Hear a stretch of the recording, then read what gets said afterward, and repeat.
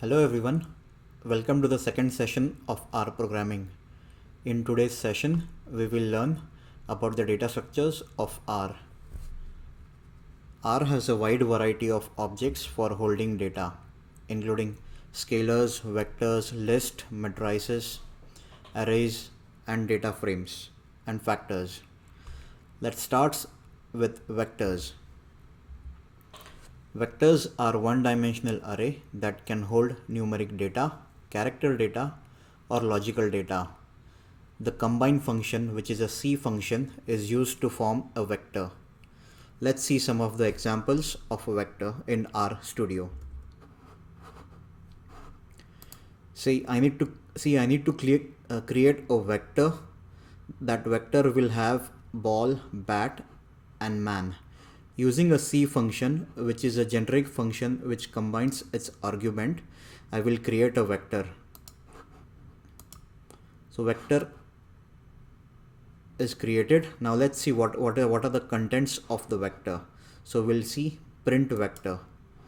When I print it, it will give me the contents of vector ball, bat, and man. Now let's see what kind of a vector is this. So to check the data type or the vector type, we use the function called as class. So using class, we will print the vector type. So it is a character vector, as we have all the characters in this particular vector. Now let's see, we want to create a new vector with numeric values. So I'm creating a new vector saying my vector, which has values 1, 3, 2, and 5. I print that vector, it gives me those values. Now I want to see the class of this vector. So my vector has numeric values, so it will say numeric class. Next is how to create a vector using a colon operator. That means I need to create a vector specifying a range. So I'm giving a range starting from 1 to 5. So this is the way we can create a vector by specifying a range to that particular vector. Now let's see, I want to create a vector with this particular kind of range from 2 plus 2 to minus 2. So this way I can create a vector which has negative values and positive values as well. The next is creating a vector using sequence function. In this sequence function, we have to specify a step size. Say sequence from 1 to 5 by a step of 0.5. So that means it should increment every sequence by 0.5. And by default, the sequence function's step size is 1. So let's see what we get. So I create a sequence function with 1 to 5, and it created these many values, and every sequence is increased by a step size of 0.5. Let's see, I want to find a sequence of 1 to 5, length.out is equal to 4.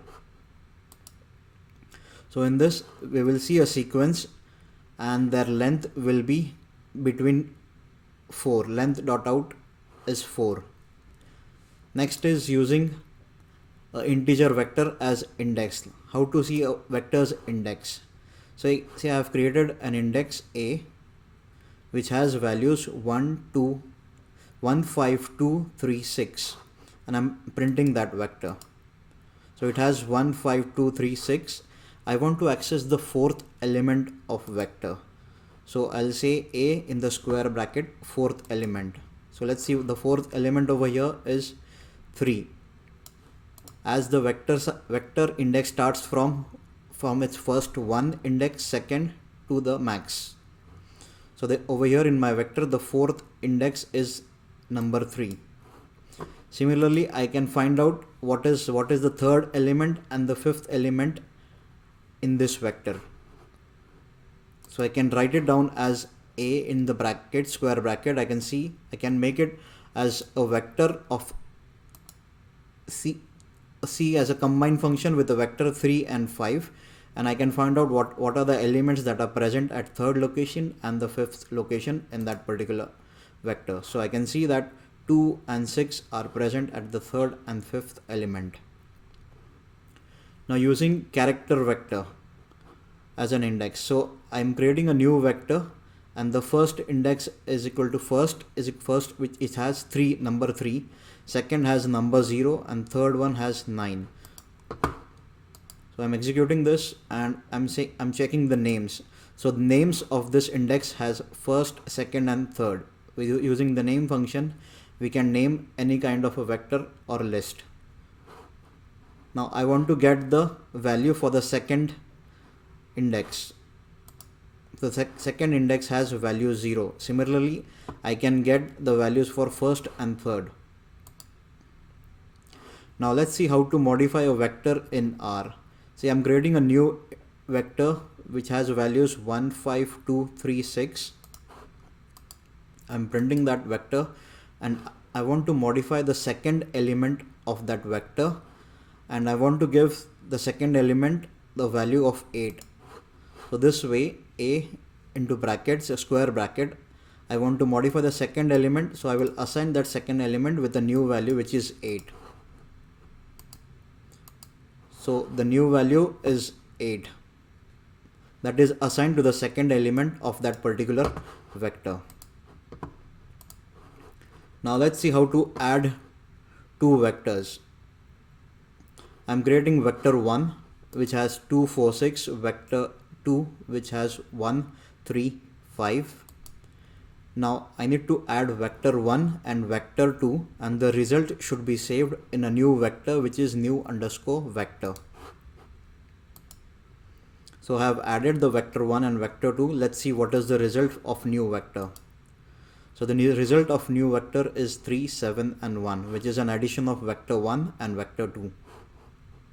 Similarly, if I want to add 1 to a new vector, that means I need to add number 1 or 1 to all the elements of its vectors. I can directly specify as new vector plus operator and number 1.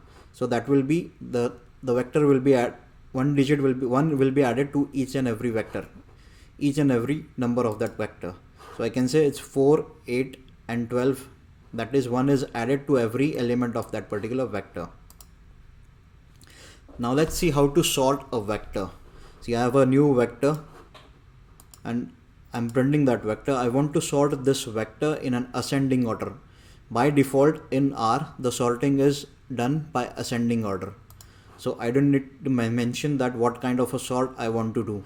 So I will say sort is a function which will do the sorting of any kind of a list or arrays, matrices.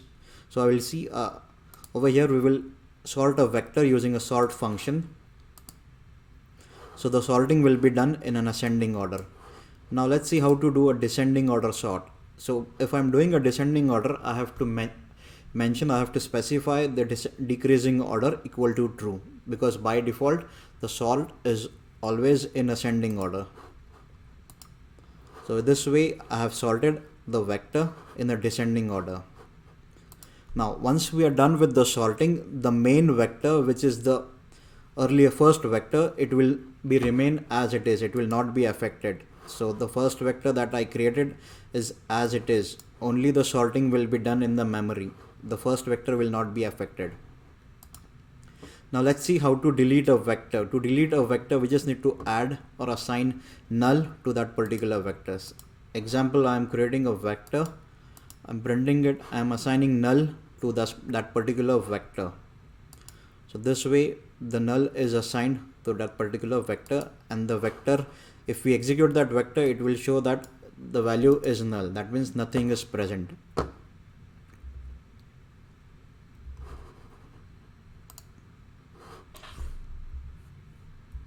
Now let's see, the next is list. How to create a list. List provides a way to store a variety of objects of possibly varying nodes in single R object, which means we can hold a list of different kinds of objects. Say we can create a list with vectors and normal elements. Example, I'm creating a very basic list which is EMP, which has a vector of which is John, his age and his department. So I'm printing a list. Now I want to see a class what type of this vector is. So this is a character vector. Now I want to convert this vector into a list. So to convert this vector into a list, I will use the list function. List function will convert my emp to a list. Now how would I know whether the vector is converted or not? So I can use is.list and the name of that particular list. This will give me true, which means that this particular emp underscore list is true. That means it is a list. If I have to print a list, I will directly use print function. Now we can create a list with a variety of objects. List1, the first element of that list is a vector, then the second element is just a number, and the third element is a sign function. So this way we can create a list of variety of objects. I'm printing that list. Now over here in the output window, you will see the first element of the list is a vector which has 4, 1 and 2. The second element is just a number, and the third is a function which is sign function. Now let's see how to merge two lists. I'm creating first list as list1, which has 2, 4 and 6. I'm creating a second list2, which has A, B, C. Now I want to merge a list. So using the merge function, we have to just merge a list with list1 comma list2 using the combine function. So this way I can merge two lists. The first element of the list will be 2, 4. This is the first element, 2, 4, 3. The second element will be A, B and C. The third, fourth and fifth element will be A, B and C. So this is how we create list, and we have performed few operations on list. That's all for today's session. Hope you find it interesting. In the next session, we will see what is matrix, data frames and factors, and we will perform few operations on these data structures. If you like my training session, please subscribe to my channel and don't forget to press the bell icon to get the notifications of my new sessions. This will support and motivate my channel. Thank you.